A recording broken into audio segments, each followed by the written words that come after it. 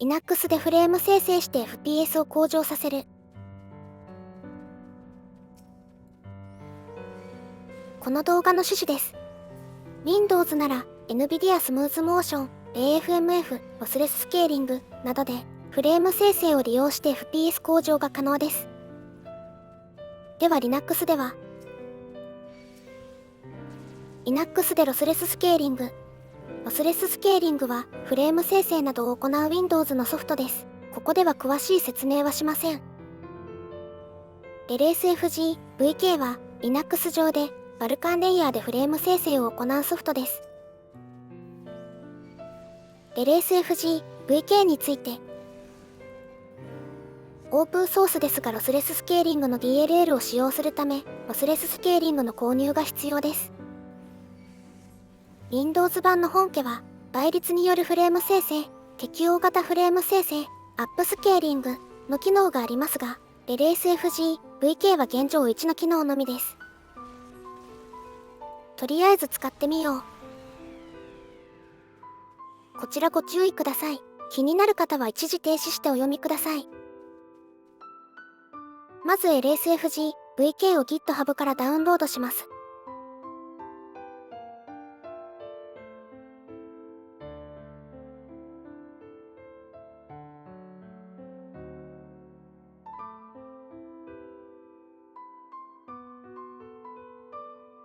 リリースを押すとダウンロードのページに飛びます。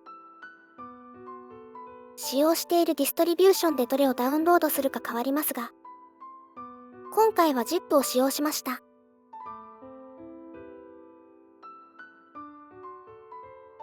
次にこれを展開していきます。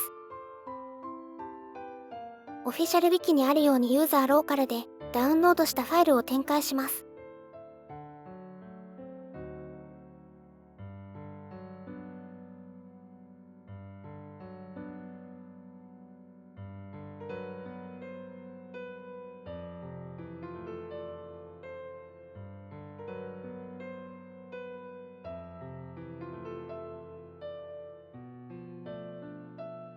設定用 GUI のバイナリファイルがなぜか実行属性がついていないので、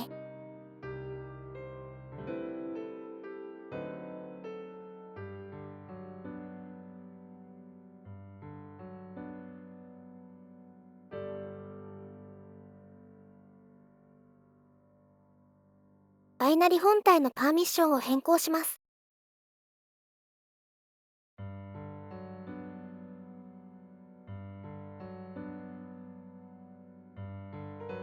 設定用ソフトである LSFG、VK、UI を起動します。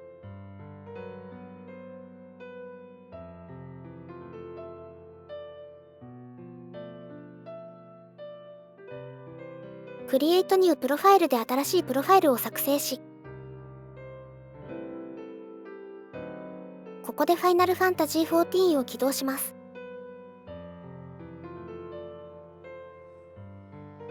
Final Fantasy XIV を起動した状態でプロファイルネームの右の虫眼鏡を押すと、Final Fantasy XIV のプロセス名が表示されるので選択します。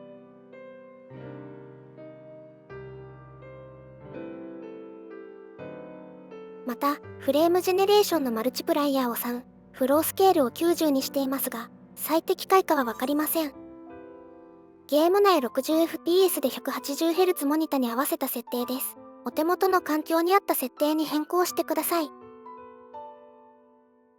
次にロスレススケーリングをインストールします。LSFG、VK はロスレススケーリングのデフォルトインストールパスに合わせてあらかじめ設定してあります。完了しました。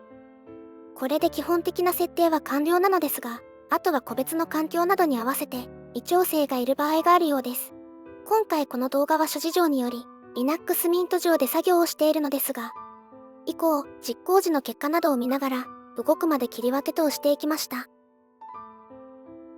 まずチャット GPT の教えに従ってこのコマンドを実行してみます。このファイルがないと言われています。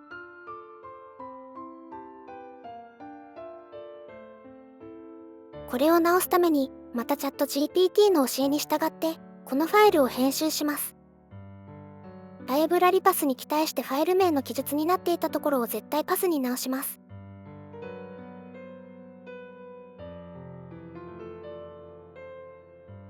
これで設定完了です。動作チェックとして、まず VK キューブ、バルカンのデモプログラムを試します。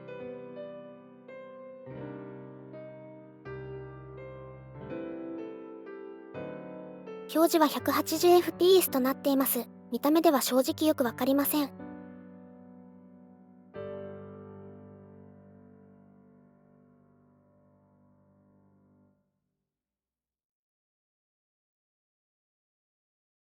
LSFG、VK のログも出ています。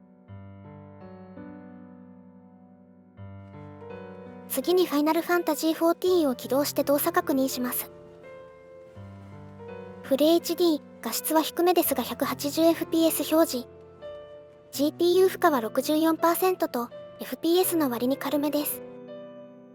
ちなみに本当に 180fps 出ているのかについて iPhone でスロー撮影 240fps して4分の1スロー再生した動画がこちらです。180fps の4分の1で 45fps 程度で表示されているはずです。外部から撮影しているので見た目はいろいろ劣化していますが、フレームレートはだいたいそのくらい出ていそうなのがわかると思います。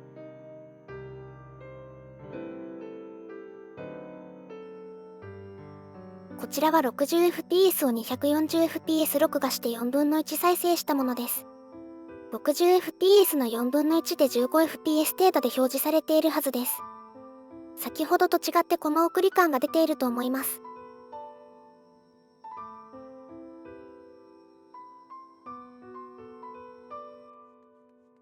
うまくいかない時の切り分けなどについて。マルチモニタはうまくいかない時があるようです。一旦サブモニタを外してテストしてみてもいいかもしれません。まずは VK キューブが設定通りに動くことを確認してください。見た目やログ等を確認してください。もし VK キューブがなければインストールしてください。ユトリス版よりも Steam 版の方がうまくいきやすい印象です。ただしこれはたまたまかもしれません。まとめです。Linux に LSFG、VK をインストールしました。フレーム生成込みで 180fps で動作させ、低負荷での動作を確認しました。ただ手順などはまだ完全ではないです。間違いや、もっといい方法があれば教えてください。今回は以上です。ご視聴ありがとうございました。